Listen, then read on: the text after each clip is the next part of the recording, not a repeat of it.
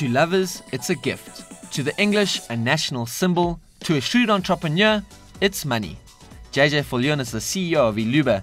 He's not an inventor, but he's certainly worked with a few of them. He's helped develop and market new technologies for years, from electrical chemistry technology to industrial food processing. He's now moved into the decor industry, and as with projects he gets involved in, it's all started with a phone call. I got a phone call from Mr. Sibanda from the Innovation Fund. He asked if I could assist with this project. They were looking for someone to help finish off the development and help commercialize it. Draw up the business plans, do the market research, raise the funds for it, and get it going. And that's how I got involved with it. The IT in question is now a business on the verge of a breakthrough. The technology was developed at the Nelson Mandela Metropolitan University with financial support from the IDC. It's relatively a simple process. Right? What we do, we extract the sap, we de-wax, we extract the sap out of the natural sap out of the flower, and we replace with a natural preservative. It's as simple as that. A jealously guarded secret maybe, but this is how it's done. The roses are cut and separated, the head and the stem sit in separate preservative processes, then put back together after the cooling stage. The result is a 6 months vase life, no maintenance or water required. JJ says flowers are also a €22 billion a year industry, and South Africa makes up less than 2% of the supply and demand. But an artificial enemy has reared its ugly head. It is said artificial flowers are up by 36% of all flowers on the market. So you've got a upward spiral of import of artificial flowers, largely out of China, and you've got a slow decrease of consumption of fresh cut flowers.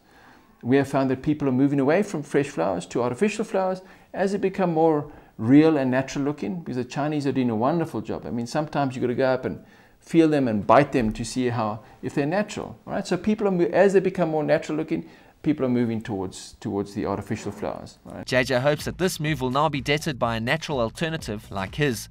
But new technologies are not an easy business. We're a new business. We started at the beginning of last year, and it's a new technology. The patent costs are high, for example. The equipment costs are high. There's always high learning costs. As in the South Afrikaans skoolgeld. There's a lot of lessons to be learned, which we have learned a lot, and we are still learning.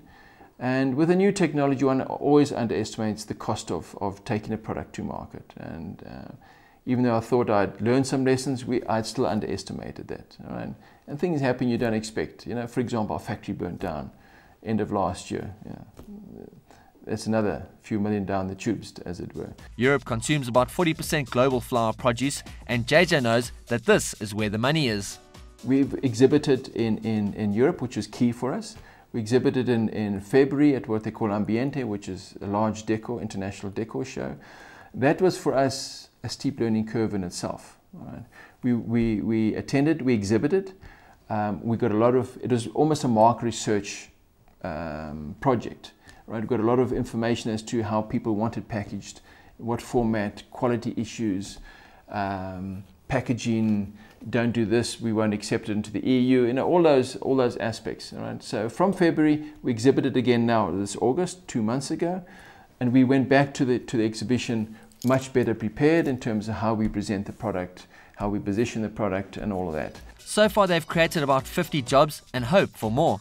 But South Africa doesn't grow the supreme rose, the biggest of the lot. For this, they've set their sights further up the continent.